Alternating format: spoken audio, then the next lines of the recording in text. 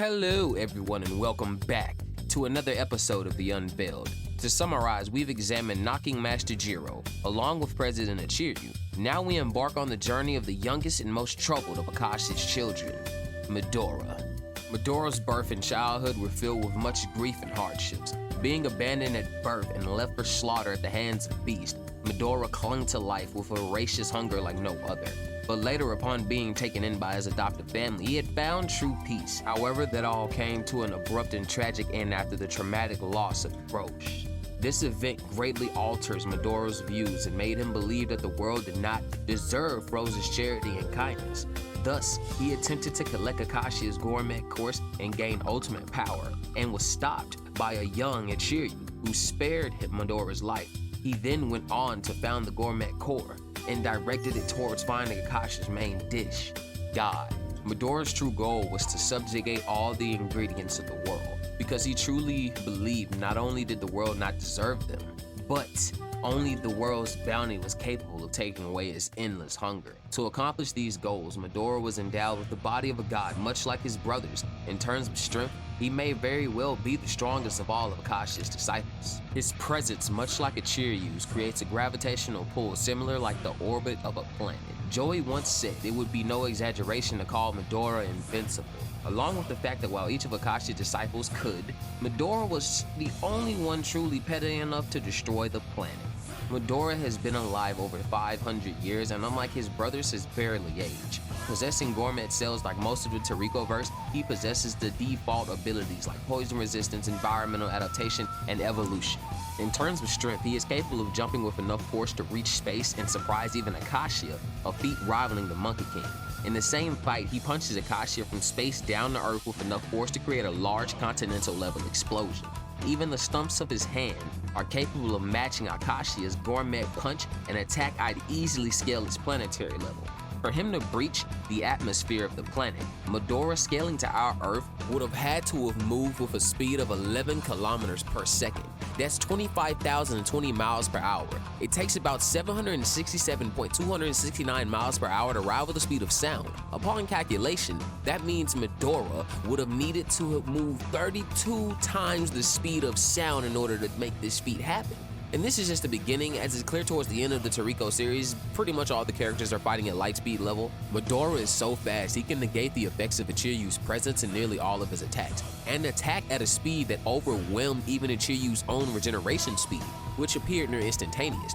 He can regenerate faster than nearly any creature in the Toriko universe, being capable of not only being able to function with his body shutting down, but also regenerating major organs and even his own head.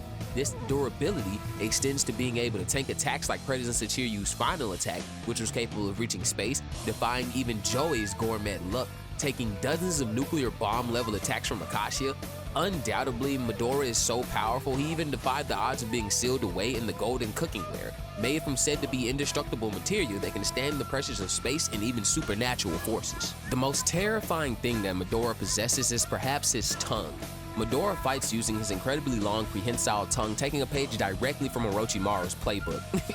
This tongue can instantly destroy, devour, and annihilate anything it touches. And I mean anything. Flesh, bone, stone, metal, even atoms themselves. Anything caught in the path of his tongue is subject to his secondary ability, Hungry Space. Next to Minority World, Hungry Space is easily the most terrifying ability in all of Toriko. Midoriya creates vacuums absent of atoms in the path of his tongue, this leaving trails of empty space that destroy anything in its wake, like a symbolic trail of Midoriya's vast hunger.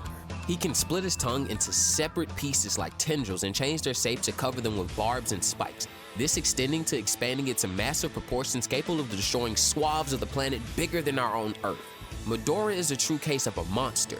He can become invisible and change his body's appearance like a chameleon. He's skilled enough to use knocking on a person that was near death and prolong their life. Having consumed most of the Earth's full course, Midoriya has access to the back channel, a mysterious Toriko world ability that allows near instant transmission levels of transportation and stealth, and so much more. I plan on doing a video on it in and of its own. And if his own abilities weren't enough, Midoriya is capable of the same level of mimicry, if not obviously a lot more in depth, than Toriko's. Using his mirror neurons in his brain, Midoriya can learn, adapt to, and counter any technique he comes across.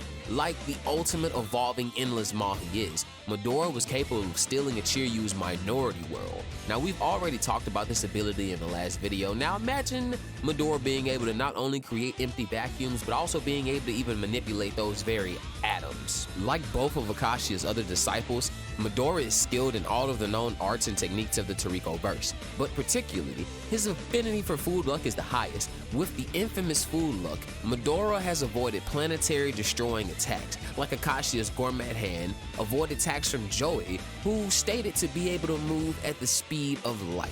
Midoriya's food luck was so strong that he was once able to spread and restore the entire human world upon releasing it. Midoriya was truly one of the most interesting characters in Toriko, from first being the primary antagonist, then becoming the seeming cornerstone of their final battle against Acacia. That was entirely unexpected in my opinion. This led to possibly what I'd scale as solar system level destruction, if not like reality warping. And one thing I've always understood in the Toriko world is that all these characters shortly into the Gourmet World arc were capable of destroying the entire planet, whether that be Zebra, Coco, Sunny, Toriko, even Chief Monsum, even the 8 Kings. Most of the fighters in the Toriko verse are scaling their abilities to the battle at hand in order not to damage the planet.